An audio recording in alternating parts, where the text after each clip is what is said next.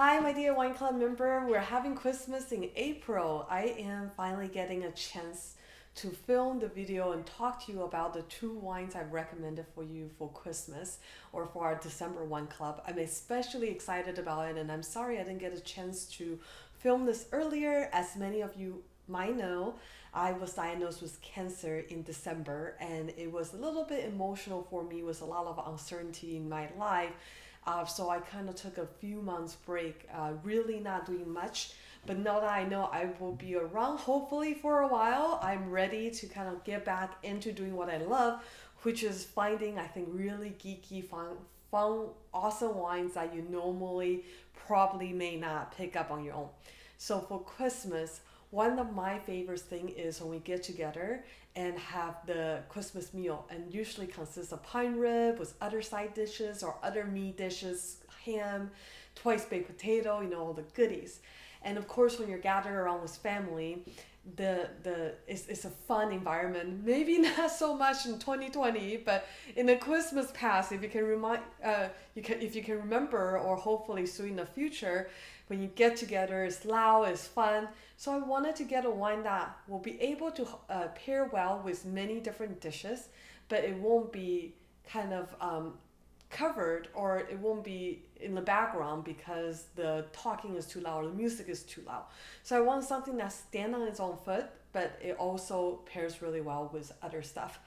So it comes to Italian wine, because I have a special love for Italy. People always said, gun to your head, if you can only drink wine from one country for the rest of your life, which one would it be? And I've always said, for me, it will be Italy. Most people would think France, because France has all the most prestigious wine, the first course Bordeaux, the DRCs and famous Burgundy and Champagne. But to me, the variety and a lot of that really cool regional grape is what will draw me to Italy for the rest of my life if I can only drink wine from one country. So this month we're picking two different wines from Italy. The first one I'm going to talk about is the Centati. This is the Terra Brunei.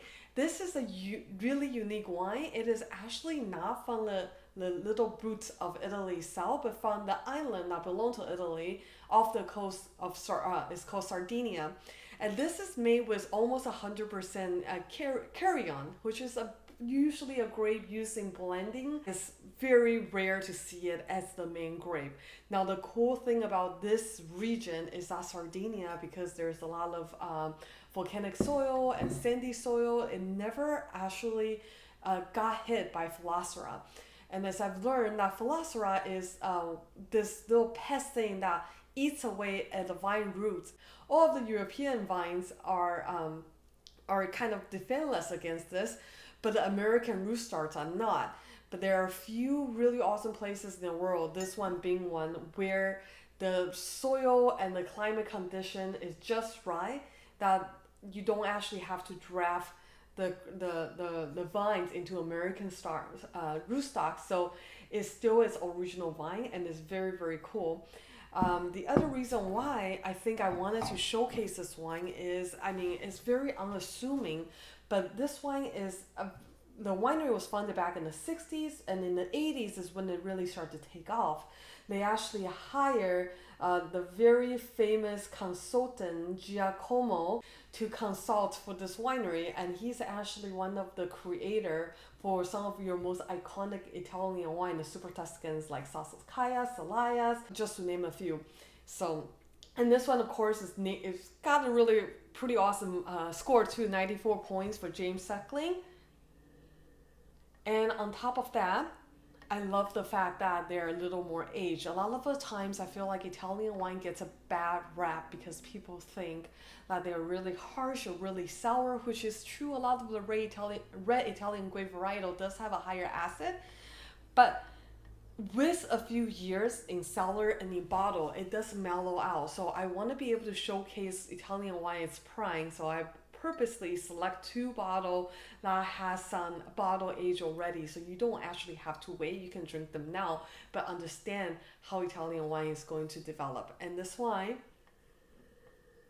it's got a lot of really great herbaceous notes to it, which I love. I think it contrasts a lot of fatty food that we usually eat during Christmas time or any time when you're in the mood for it.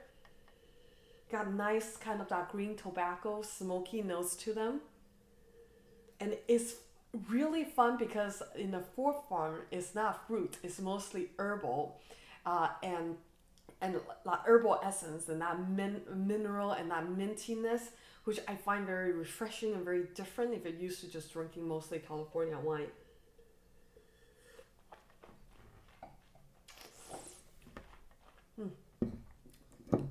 So yeah, on the palate, good acidity, nice, satisfying finish. And again, if you're drinking it on its own like I am now, you might think, oh my god, the wine feels a little tart because it is not made like a lot of the New World style wine where it's very fruit driven, it's almost sweet on the nose and on the palate. But the beauty of this wine is you have to give it a chance with food. I've done it multiple times in the restaurant where Italian wine might, on its own, might not be the most popular choice, but once the steak is served and you start drinking and eating at the same time, people will find themselves going back over and over again towards the Italian wine because it has a structure and acidity that pairs better and it cuts through the fattiness of your food. So that is that. So that is the first wine. I really hope you enjoy it. The second wine is also a very cool kind of a rare wine. This is, and it doesn't fit in a shipping box. So if you already got your wine and you saw that the shipping box was all ripped, it's because look at how much taller this is. It's San 750, but it's a very unique bottle design. It does not fit in most shippers. So it was very interesting. Now this is definitely a rarity. Now the winemaker, Allergini is not a small wine producer. They do have a huge presence in Italy, but this is kind of their flagship, the very special project that they made in the region of Veneto.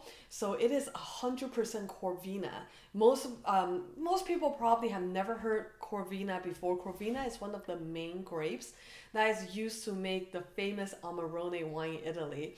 Amarone, again, from the same region, Veneto, Valpolicella region, are known because of the winemaking method. What they do is they harvest this overripe grape that's already really high in sugar content, and they lay it out on straw mats and let it dry under the sun for a while until it turns into raisin before they start like crushing and the winemaking process. So you end up with this wine that is almost halfway to port-like in consistency, alcohol content, the intensity, and like fruit flavor is very dense and very kind of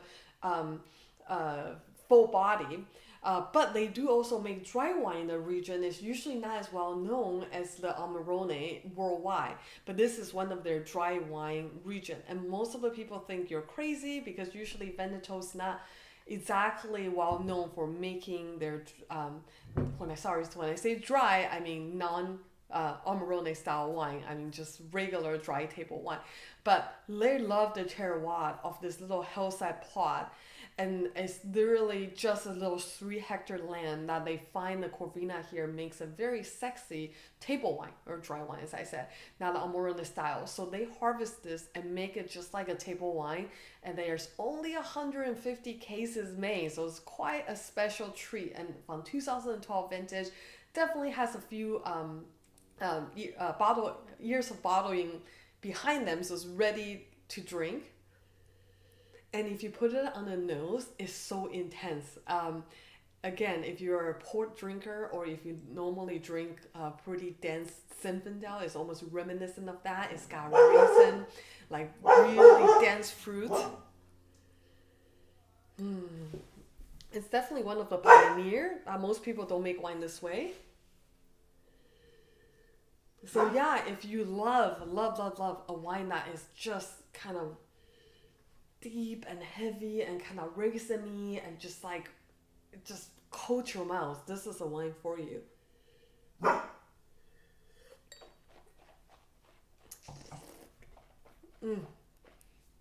Now the fun thing is, once you put it in your mouth, it's a completely different story. The acid is very pronounced. The wine actually finished really refreshing.